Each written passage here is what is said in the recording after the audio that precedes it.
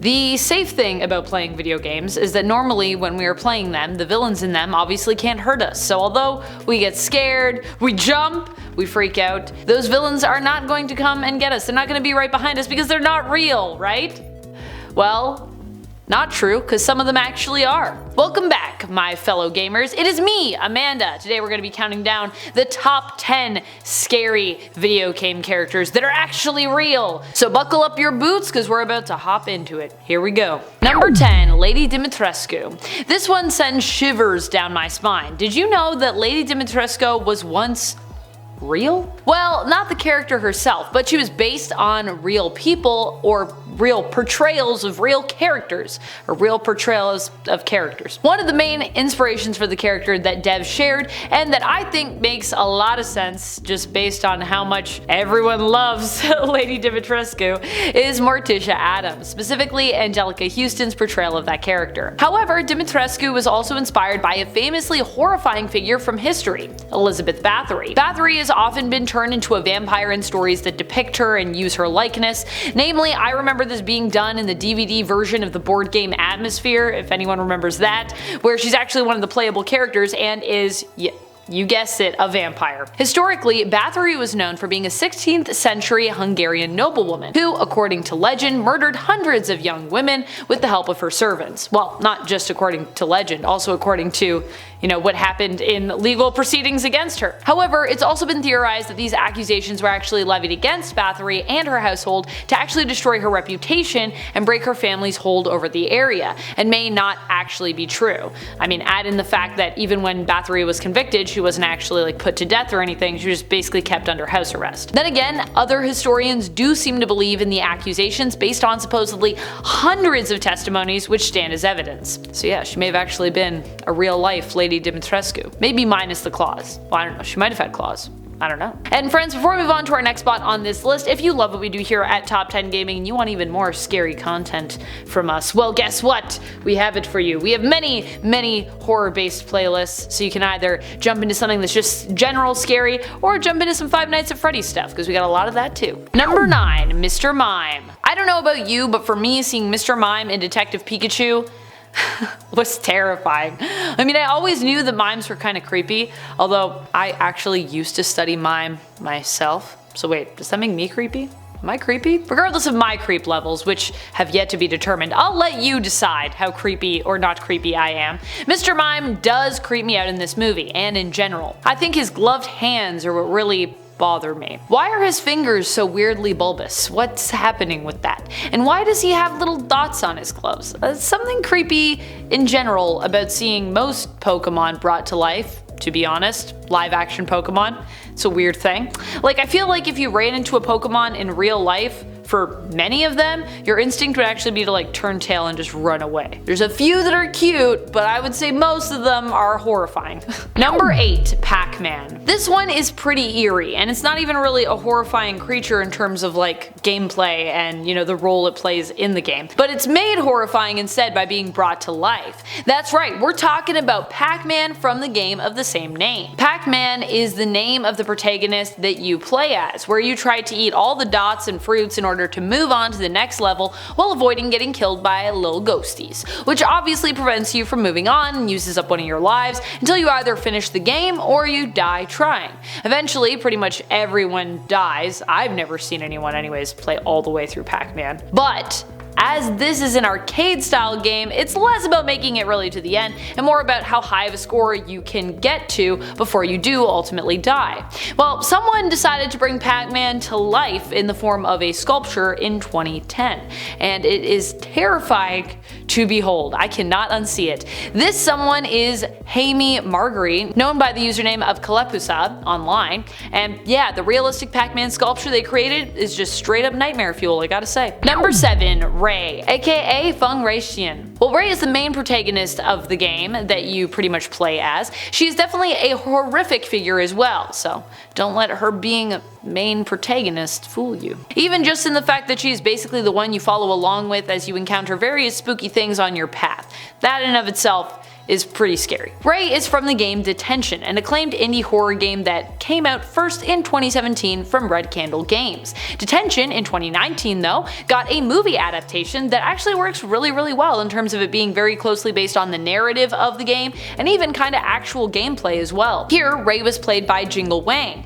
and while Ray herself is not a real person in the real world, she was brought to live action, to life in the movie, and Detention is actually inspired by real-world horrifying events that happened in Taiwan in the 1960s, as part of the period known as the White Terror. So, although Ray isn't like based on a one-for-one person, this is definitely a thing that could have happened to someone, so pretty real. Number 6. NORA.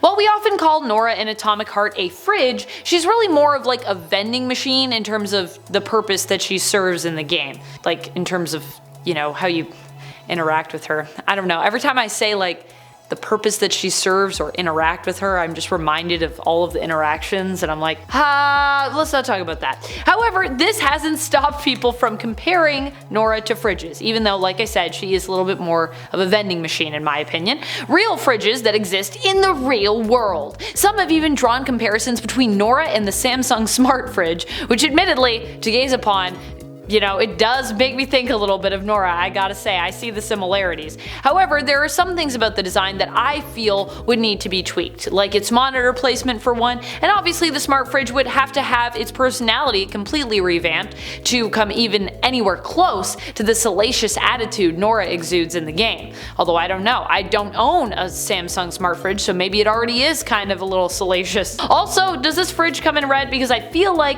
for it to really have that oomph that NORA is packing, we're gonna need it to be red for sure. I see that color as red anyway. Some people might see this fridge and see a totally different color, and if that's you, that's fine. We all see color differently. Isn't that cool? Number 5. Freddy Fazbear. While it might seem odd to think about thanks to the FNAF movie, these animatronics are actually going to be coming to life. Thanks to help not from the digital world of CGI, move over CGI, but to real life monster and creature creators, the Jim Henson Company. Yay! Cue the thing from the end of the nights when we all celebrate where the kids go, yay! I mean, I'm sure CGI will still be involved, but probably not on the level that we would have initially expected with a project like this, which is actually really refreshing to hear because it should both make things more believable for us on screen, as real life effects in films tend to hold up better long term and just look better in general in my opinion, overall, and it should also make it easier for all the cast to actually, you know, act alongside their animatronic castmates. Trust me, it is much easier to act with a creature, even if it's an animatronic or, you know, a puppet, than it is with a tennis ball on a stick. Of course, we don't actually know for sure if the animatronic that we saw from the set photo is Freddy, but it does at least appear to be that way, and I would say it seems like a safe bet, despite, you know, the lack of gloves and hat, which some people are upset about. Me, I'm like, you know what, we can always accessorize later, we don't need the gloves and hat right now. Number 4. Dahlia Gillespie. Dahlia Gillespie is a horrific figure in the Silent Hill game, but fortunately in the movie she's a little less terrible. That being said, the live action version of the character is ultimately kind of a split between two individuals, that of Dahlia and Christabella. Christabella is pretty awful, the head of a religious cult known as the Brethren. In the Silent Hill film from 2006, which still haunts my nightmares to this day to be honest, Dahlia was played by Deborah Kara Unger, with Alice Cridge portraying the other character inspired by Dahlia from the games, Christabella. Although Christabella isn't in the Silent Hill game, she was just made for the movie, kinda acting as the real antagonist there. Number 3. Andrew Ryan. While we don't actually have a real world villain with the same name, Andrew Ryan, the overarching antagonist of BioShock who created Rapture, is supposedly inspired by Ayn Rand's philosophies and works. Rand herself is well known for being tied to the idea of objectivism, where it's basically believed that power and wealth should basically be given to those who are deemed the best among humanity, who are considered to be like the most worthy of those things, the most successful people, the smartest, the strongest. And we can see what the creators of BioShock think about that ideology through the narrative of the game and the ultimate downfall of Rapture. Obviously they don't think too highly of objectivism. Number 2. Springtrap. Springtrap might not be fully real yet, but we got his nose! And in fact we also have the head that is attached to said nose. What we have seen from the FNAF movie production is a couple of masks for Springtrap, so we got heads, but we don't have a body yet. The masks seem to be both identical and look to be not quite as rotten as Springtrap is and appears to be in FNAF 3, although it does seem to be implied that there is a decomposing body within the suit, as we can see what appear to be kind of like fleshy chunks peeking out of the sides of the mask, where the fur of the animatronic has worn away. At least, you know, that's what it looks like to me. I don't know if you see the same thing, but that's what I see when I look at these masks. The masks also seem to be robotic in nature, as one of them actually has a cable coming out of it, or what looks to be a cable, which is probably used to like supply power to the mask and allow a puppeteer to manipulate the mask's features, adding a sense of lifelike expression via, you know, robotic controls to Springtrap. Number 1. GlaDOS. What is GlaDOS? An AI that was created from the actual conscious mind of Cave Johnson's assistant or secretary, Caroline. Caroline was made to take Johnson's place, who intended to basically upload himself into the genetic lifeform and disk operating system, thereby allowing himself to live forever. As GlaDOS is also known for being an artificial intelligence, albeit one connected to an organic intelligence, at least initially. Some have compared her to other AIs that have been cropping up, including ChatGPT. One person even got ChatGPT to act like GlaDOS, although it should be noted while the impersonation seemed pretty spot on in some areas, ChatGPT didn't do the best impersonation of GlaDOS the whole way through. Or rather, I guess I should say, I've actually seen humans do better by comparison. So it seems ChatGPT might have a ways to go before they're quite at GlaDOS's level. Maybe it's just lacking a human consciousness. Does anyone want to volunteer to have their consciousness uploaded into ChatGPT?